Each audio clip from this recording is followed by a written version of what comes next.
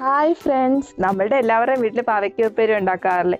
നമ്മുടെ കുഞ്ഞുങ്ങൾ കയ്പ്പ് കൊണ്ട് അത് കഴിക്കാറുമില്ല. പക്ഷേ കയ്പ്പ് കുറച്ച് എങ്ങനെ പാവയ്ക്ക ഉപ്പേരി ഉണ്ടാക്കാൻ നമുക്കൊന്ന് നോക്കിയാലോ? ഞാനിവിടെ എടുത്തിരിക്കുന്ന വീട്ടിലെ പാവയ്ക്കയാണ്. കുരു പോലും വെച്ചിട്ടില്ല പാവയ്ക്കയിൽ. അതുപോലെ 3-4 പാവയ്ക്ക ഞാൻ എടുത്ത് നല്ല വട്ടത്തിലൊന്ന് അരിഞ്ഞെടുക്കുക. നമ്മുടെ കുഞ്ഞുങ്ങൾക്ക് വലിയ എരിയൊന്നും വേണ്ട, അതുകൊണ്ട് 2 പച്ചമുളകേ ഞാനിവിടെ എടുക്കുന്നുള്ളൂ. അത് ഞാനൊന്ന് വലുതായി അരിഞ്ഞിടുകയാണ്. അതിനുശേഷം കുഞ്ഞുങ്ങൾക്ക് കയ്പ്പ് കുറയ്ക്കണമെന്നല്ലേ ഞാൻ പറഞ്ഞു. അപ്പം നമുക്ക് അരമുറി തേങ്ങയും കൂടി പകുതി തേങ്ങാക്കൊത്തുകൂടി അരിഞ്ഞിടാം. എന്നിട്ട് ഒരു സവാളയും നല്ല നേർത്ത് അരിഞ്ഞിടാം. അപ്പം സവാളയാണെങ്കിലും തേങ്ങാക്കൊത്താണെങ്കിലും നമ്മുടെ ഈ പാവയ്ക്കയുടെ കയ്പ്പ് കുറച്ച് പിടിച്ചെടുക്കുക. അപ്പം നമ്മുടെ കുഞ്ഞുങ്ങൾക്ക് ഇഷ്ടത്തോടെ കഴിക്കുകയും ചെയ്യും. ഞാൻ ആദ്യം അരിഞ്ഞു വെച്ച പാവയ്ക്കയിലും പച്ചമുളകിലും ഞാൻ 1/4 ടീസ്പൂൺ മഞ്ഞൾപ്പൊടിയും 1/2 ടീസ്പൂൺ മുളക് പൊടിയും 1/2 ടീസ്പൂൺ ഉപ്പ് പൊടിയിട്ട് നന്നായി ഒന്ന് ഇളക്കിയെടുക്കുക. എല്ലാ ഭാഗത്തേക്കും ഒന്ന് എത്താൻ വേണ്ടിയിട്ടാട്ടോ. അതേപോലെ തന്നെ നമ്മുടെ സവാളയിൽ 1/4 ടീസ്പൂൺ മഞ്ഞൾപ്പൊടിയും 1/2 ടീസ്പൂൺ മുളക് പൊടി ഇട്ടൊന്ന് ഇളക്കി കൊടുക്കുകയാണ്. അതിനുശേഷം ഞാൻ ഗ്യാസ് കത്തിച്ച് വെക്കുകയാണ്. അതിലേക്ക് ഫ്രൈ പാൻ വെക്കുകയാണ്. അതൊന്ന് ചൂടായിട്ട് വരട്ടെ. അതിനുശേഷം നമുക്ക് ആവശ്യത്തിന് വെളിച്ചെണ്ണ ഒഴിക്കാം. നന്നായി തിളച്ച് വന്നതിന് ശേഷം മാത്രം ഇട്ട് കൊടുത്താൽ മതി കേട്ടോ. പ്രത്യേകം ഒന്ന് ശ്രദ്ധിച്ചേക്കണേ. ഞാനിവിടെ തേങ്ങാക്കൊത്ത് ഇടുകയാണ്. അത് നന്നായിട്ടൊന്ന് മൂത്ത് വരട്ടെ. ഒത്തിരി അങ്ങ് മൂപ്പിക്കരുത്, ഒരു ഗോൾഡൻ കളറാവും, അല്ലെങ്കിൽ ഒരു കയർപ്പിൻ്റെ ടേസ്റ്റ് വരാനുള്ള ചാൻസ് ഉണ്ട്. ദാണ്ട എൻ്റെ തേങ്ങാക്കൊത്ത് ഇതാ ഗോൾഡൻ കളർ ആയിട്ടുണ്ട്. ഞാനത് കോരി എടുക്കുകയാണ്. എണ്ണയിലായതുകൊണ്ട് നിങ്ങൾ പ്രത്യേകം ശ്രദ്ധിക്കണം. നിങ്ങളുടെ കൈയൊന്നും പൊള്ളാതെ എണ്ണയൊന്നും ദേഹത്ത് തെറിച്ച് വീഴാതെ ഒന്ന് ശ്രദ്ധിച്ചേക്കണേ.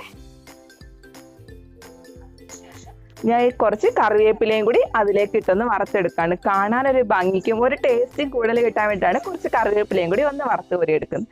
കറിവേപ്പില ഇടുമ്പോൾ പ്രത്യേകം ശ്രദ്ധിച്ചേക്കണം. നോക്കിത്തന്നെ നിൽക്കണം, അല്ലെ പെട്ടെന്ന് കരിഞ്ഞു പോകും.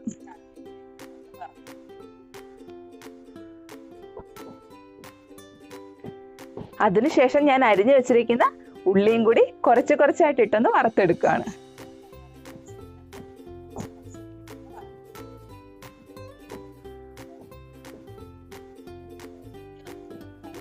ഉള്ളിയും ഒത്തിരി ഞാൻ കരിക്കരുത്.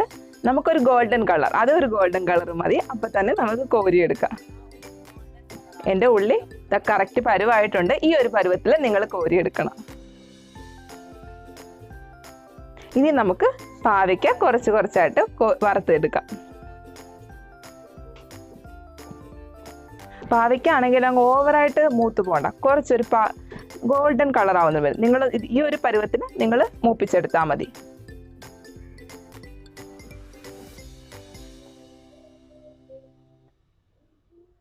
ഈ ഒരു പരുവാണ് മൂപ്പിന് ആവശ്യമുള്ളത്. നമുക്ക് ആ സമയമാകുമ്പോൾ കോരിയെടുക്കാം.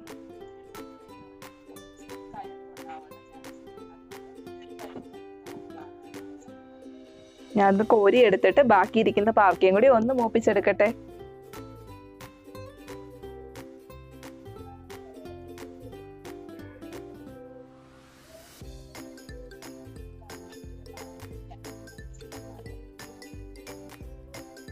അതും പരുവായിട്ടുണ്ട്. ഞാനപ്പോൾ അതും എണ്ണയിൽ നിന്ന് കോരിയെടുക്കുകയാണ്.